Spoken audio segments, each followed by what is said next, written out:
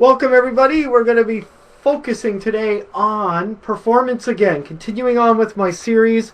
We're starting off with the basics. I got this little guy to help me out. Now he's not finished. I will say right up front. Still working on him. Nothing's really sewn on. But he's the perfect little guy to help me with the next demo. We're looking at rods today. Last time I covered about synchronization of voice and hand movement. We've talked about distance, looking at the audience, eye focus on the audience, whether you're on stage or camera work. And the third one, we focused on mouth movement. So we are now focusing on rod movement, which can be very challenging. A lot of people think it looks easy, but it can be very challenging. Some people prefer to, which I've done a video on, how to string one arm up with string so that when the puppet moves, the arm looks like it's still alive and not just pinned to the puppet and left there still. The other, and they might just use one arm, and that seems to work for them for sure. But we're going to look at two rods today, and just basically how to hold them. That is probably the most challenge of all, is holding and knowing how to.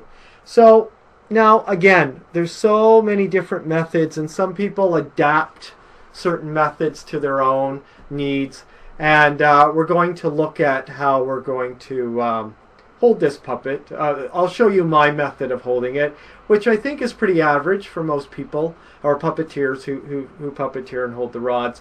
I kind of like to refer to it a little bit as an upside down chopsticks idea, but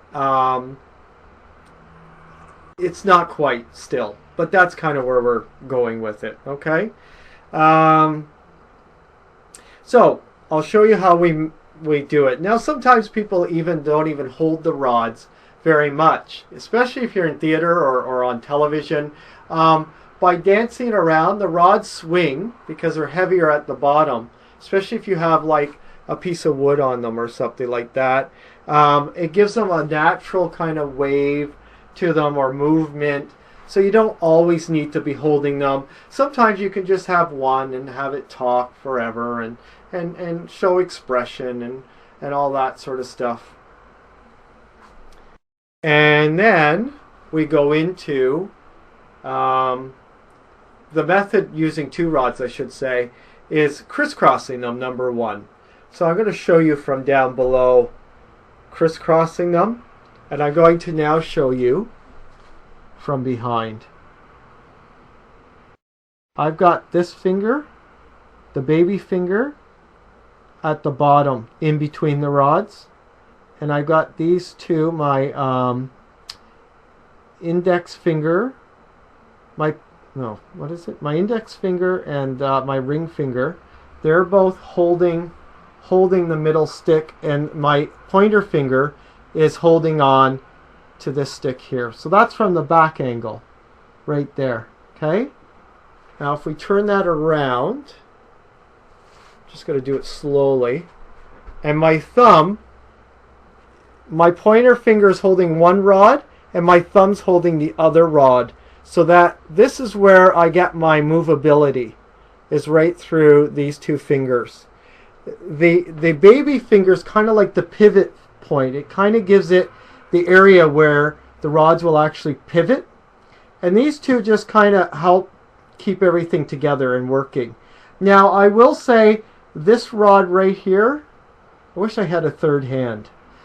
This rod that I'm pointing my baby finger at right here, it is laying against my hand, again, to give it more stability and that, okay? So what we would do, if you watch my hands, if I let my thumb and my pointer finger go, it opens and it closes. And on average, you'd like the arms to stay about the belly button length. Now, I wouldn't be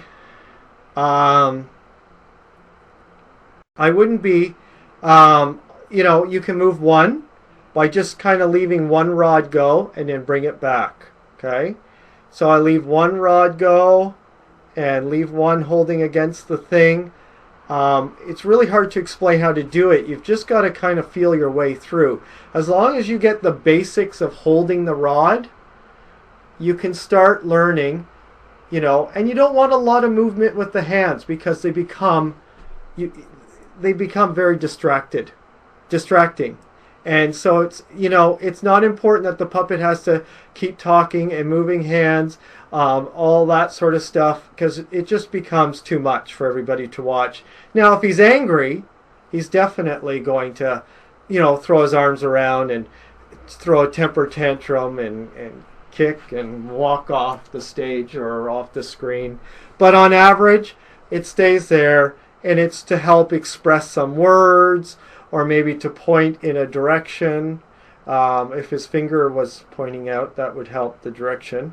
And that's a good point. Sometimes you may want to move one finger out. So while the thing is below, underneath, and you're talking away, you can always move the one finger and say, hey, look at that. And then put it back. And you can always just curl it under if you really need to.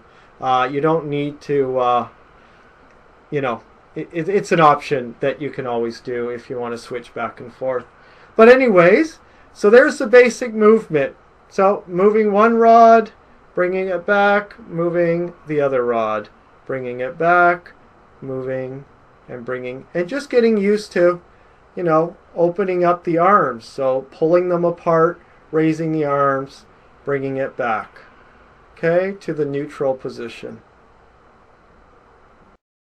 So moving it up, moving it down, one arm this way, one arm that way. There we go. Okay. So there we go. That is lesson 1 on some basic rod movement, or holding it, and some basic rod movement with a rod style puppet. Thank you.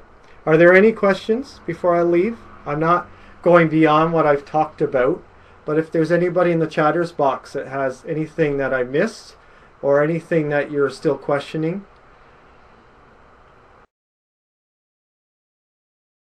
Looks like it's quiet.